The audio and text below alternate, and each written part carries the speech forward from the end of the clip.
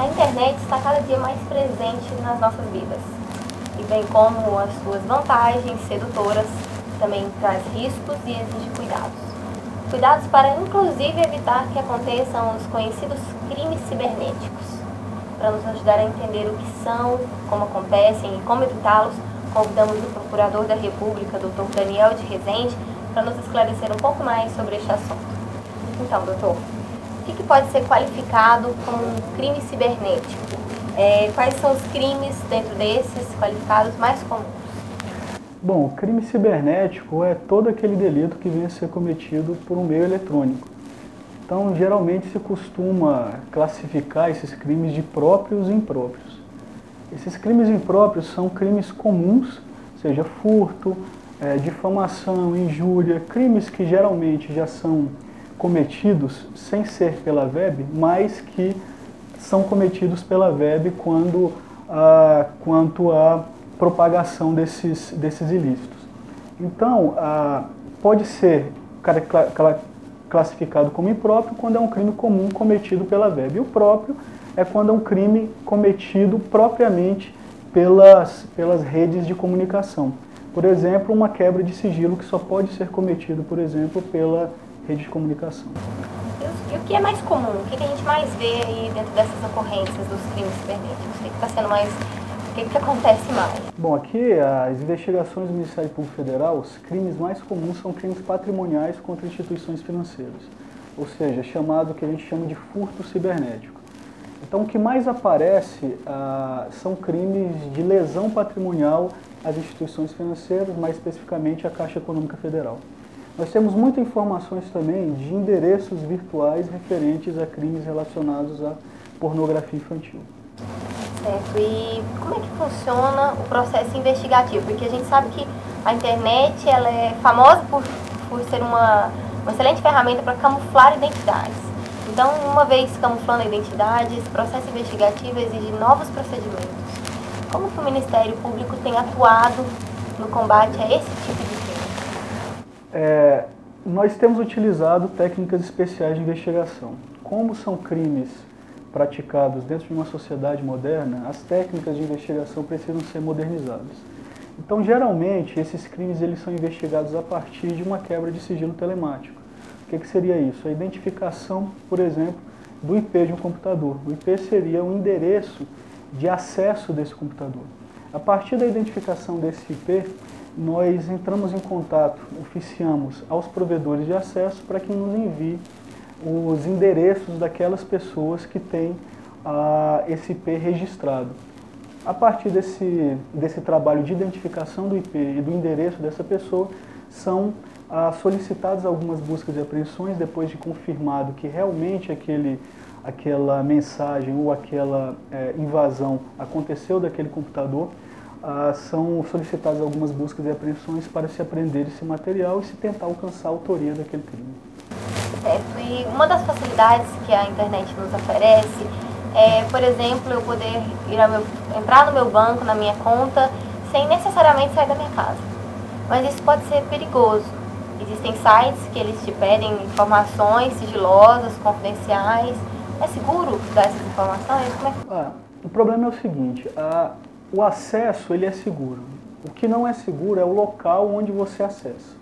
Então, por exemplo, não é seguro, por exemplo, você acessar a sua conta de um computador que você não conhece. Esse computador pode ter vírus, pode ter o famoso cavalo de Troia, que chama de cavalo de Troia. E a partir daí conseguir essas pessoas captarem os dados que você indicar durante o acesso que você vai ter naquele momento em uma possível página clonada da sua instituição financeira, do seu banco. O que é importante é que você entre em um computador e acesse o seu banco a partir de um computador seguro, a partir de um computador que você saiba que não tem vírus. Então você tem que manter atualizado, logicamente, o seu antivírus e evitar abrir determinadas mensagens que você não conhece, de pessoas que você não conhece. Por exemplo, uma instituição financeira não vai encaminhar uma mensagem para vocês, com certeza. Uma instituição como o Ministério Público também não envia mensagens comunicando que tem procedimentos administrativos ou investigações contra a pessoa aqui. Então, quando acontecer isso, a pessoa precisa desconfiar dessas mensagens.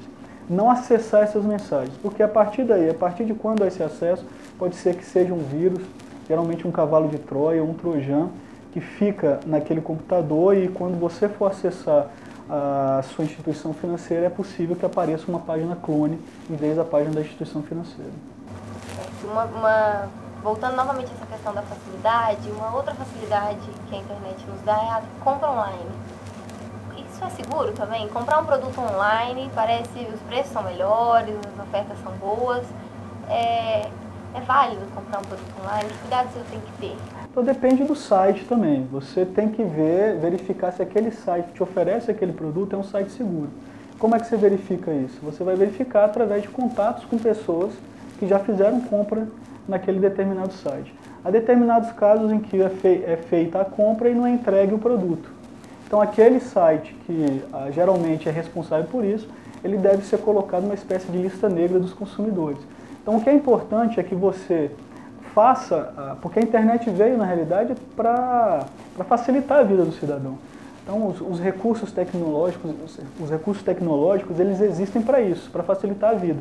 Mas paralelamente a isso você tem problemas, tudo aquilo que é fácil também tem seu aspecto negativo. O que o consumidor tem que saber é que ele precisa acessar sites que lhe deem segurança e acessar sites que já são sites conhecidos como sites idôneos. Bom, uma outra... A internet hoje está famosa pelas redes sociais, certo? Elas são um verdadeiro sucesso hoje. Mas dentro dessas redes a gente percebe um outro problema que é a falsidade ideológica, certo? A clonagem de identidade. Por exemplo, se eu tiver um perfil clonado, as minhas fotos usadas, as minhas informações usadas de forma arbitrária, eu denunciar para a rede responsável e ainda assim isso não resolver, eu posso procurar o Ministério Público? O que eu devo fazer nesse tipo de situação? Bom, por exemplo, no caso de uma rede de relacionamentos que nós temos muito famosa, aqui, não sei se pode mencionar o nome aí. Então, no caso de uma rede de relacionamento que a gente tem, o Orkut, por exemplo, há um termo de ajustamento de conduta que foi firmado entre o Ministério Público Federal e a mantenedora do Orkut, que é a Google, que tem como escritório, tem o escritório dela em São Paulo. Nós firmamos um termo de ajustamento de conduta no sentido de eles, em casos de crimes cibernéticos, eles manterem armazenados nesse site de armazenamento, nesse provedor de armazenamento, durante pelo menos 6 meses, essas mensagens que são consideradas espúrias, geralmente relacionadas à pornografia infantil ou à exploração sexual de criança e adolescente. O que tem acontecido muito é a utilização dessas redes sociais para difundir fotos de crianças e adolescentes em situação pornográfica, que é crime. Quanto a essa questão referente à utilização de dados, logicamente vocês podem, a pessoa que tem uma página ou tem um perfil nesse site de relacionamento, ele pode entrar em contato com o provedor de armazenamento ou o site mesmo para que retire essa página clonada. Caso ela não venha retirar essa página clonada, é possível se ajuizar uma ação para que haja uma determinação judicial para que se retire. Pode ser que essa utilização dessas informações seja utilizada de forma espúria, de forma ilegal, de forma até mesmo criminosa. A partir do momento em que é utilizado de forma criminosa, é possível que seja comunicado ao Ministério Público para que se tome as providências na área criminal. O senhor acredita que a internet ela acentuou a ocorrência de crimes como pornografia, como racismo, como xenofobia? Você acha que a internet ela facilita para o criminoso, para que ele trabalhe melhor? Eu acho que é uma disseminação maior por parte da internet desse tipo de delito, mas são delitos que já aconteciam no mundo real, né? O mundo virtual apenas intensificou, porque eu costumo dizer, inclusive, que o mundo virtual ele não deixa de ser um retrato do mundo real. Então, os mesmos cuidados que a pessoa tem que ter no mundo real, elas têm que ter também no mundo virtual. Por exemplo, no caso de criança, os pais no mundo real eles têm que saber onde os filhos estão. Os filhos vai, pai, eu estou saindo com os colegas. Então o pai ele geralmente quer saber para onde você vai. Da mesma forma no mundo virtual. Os pais eles têm que monitorar onde os filhos estão indo no mundo virtual, para que não caiam em redes relacionadas à exploração sexual, a pornografias, etc.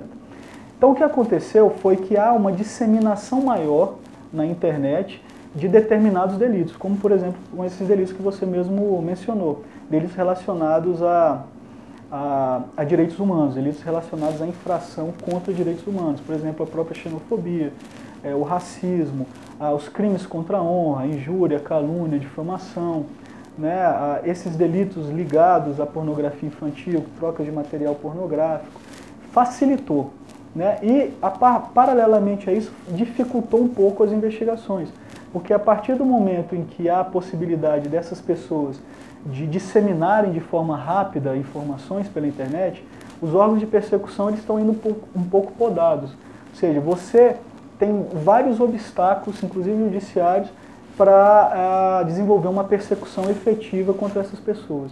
Então nós precisamos, por exemplo, uma quebra de sigilo telemático ou numa interceptação telemática. Nós temos que pedir uma autorização judicial para isso. Em caso de interceptações telemáticas, por exemplo, quando a mantenedora se encontra em outra unidade da federação ou até mesmo fora do território nacional, às vezes a gente tem que entrar com pedido de cooperação internacional para que haja autorização de outro país para que se possa desenvolver essas investigações lá, apesar do resultado poder ser ocorrido aqui no Brasil. Então nós temos dificuldades na investigação e há uma disseminação maior de crimes, né, que se tornam mais fáceis e se tornam mais rápidos, esses delitos utilizando como instrumento a internet. Uma das coisas que você me disse que interessantes é que é possível que alguém acesse por um vírus o meu computador e as minhas informações. Então, partindo desse princípio, que orientações assim maiores o senhor daria para as pessoas que vão acessar a internet, que estão começando a entender de internet? Quais são os cuidados principais que hoje é preciso ter para você mexer, para manusear essa nova ferramenta? Bom, se você tem um antivírus bom, você tem um antivírus sempre atualizado, não usar computadores, quer dizer, você pode até usar computadores que você não conhece, que não seja o seu particular, mas não utilize esses computadores, por exemplo, para ter acesso à conta bancária, por exemplo, ou então para divulgar a sua senha, por exemplo. Você, por exemplo, ir numa LAN house, a partir de um computador de LAN house, por exemplo, acessar uma conta bancária, isso daí é muito perigoso. Pode ser que aquele computador esteja infectado. Então, os cuidados que tem que ter é cuidados de segurança. Às vezes até mesmo tentar criptografar determinadas senhas para impedir com que haja o acesso mais fácil por parte desses crackers, né, nos computadores. Evitar acessar, entrar na sua caixa de e-mail e abrir e-mails de pessoas que você não conhece. Por exemplo, tem muitos e-mails agora falando o seguinte, que veja como ficou a sua foto em tal evento. Então as pessoas ficam curiosas, acessam quando vem um vírus trojan. É um cavalo de Troia que fica armazenado naquele computador só esperando o momento certo para agir, né? No caso, quando você acessa determinada instituição financeira. Ou então esses e-mails que falam que são de instituições, como Receita Federal, Ministério Público Federal, Polícia Federal, Ministério Público Estadual, até mesmo das próprias instituições financeiras pedindo para atualização de dados. Tem muito vírus que é encaminhado pedindo atualização de dados. Então, as instituições financeiras geralmente não encaminham e-mail. Os órgãos de persecução, os órgãos de investigação não encaminham e-mail. Né? Se tomar muito cuidado no acesso que se tem à sua caixa de e-mail. Eu que agradeço o espaço, muito obrigado.